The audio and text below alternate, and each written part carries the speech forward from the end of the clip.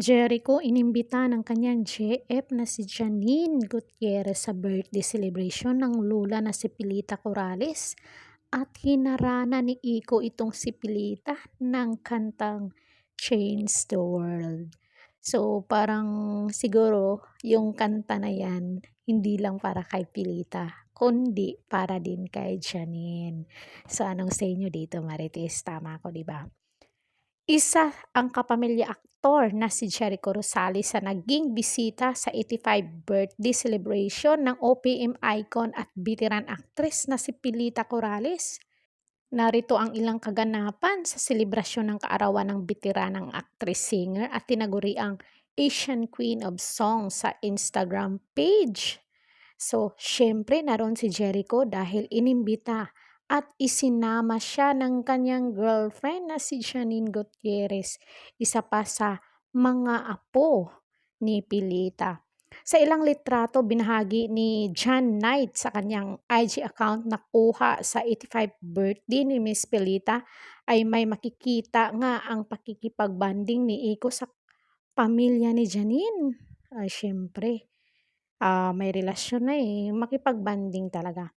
Hinarana pa ng aktor si Miss Pilita at kinanta ang Change the World na isa sa mga original classic ni hits ni Eric Clapton.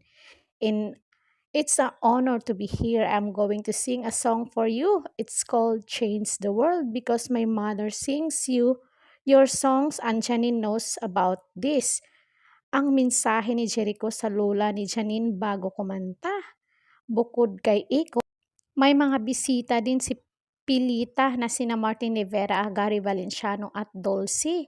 Kumakailan lamang ay ibinandera ni na Jericho at Janine na exclusively dating na sila. Inilarawan pa nga ng aktor ang panganay ni Lotlot de Leon bilang amazing person. Very sweet, very kind, very funny, very dedicated, and good actress.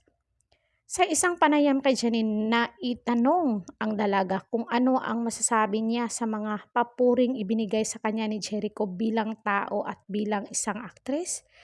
That's sweet to hear. I am super excited to work with him. Siyempre lahat naman tayo, hinahangaan natin siya bilang artista, saad ni Janine. At tungkol naman sa kanilang pagkakamabutihan, he's really nice, funny at sobrang okay siyang kausap.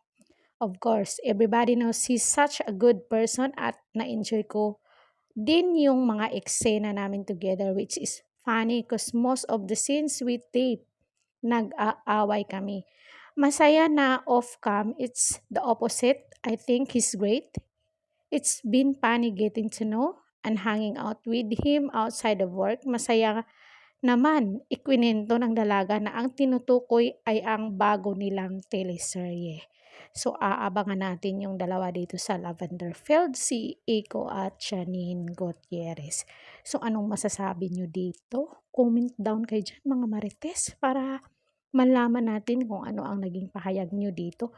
Don't forget to like, share, and subscribe Corridor Official TV para ma-update kayo sa ating mga latest dito sa showbiz.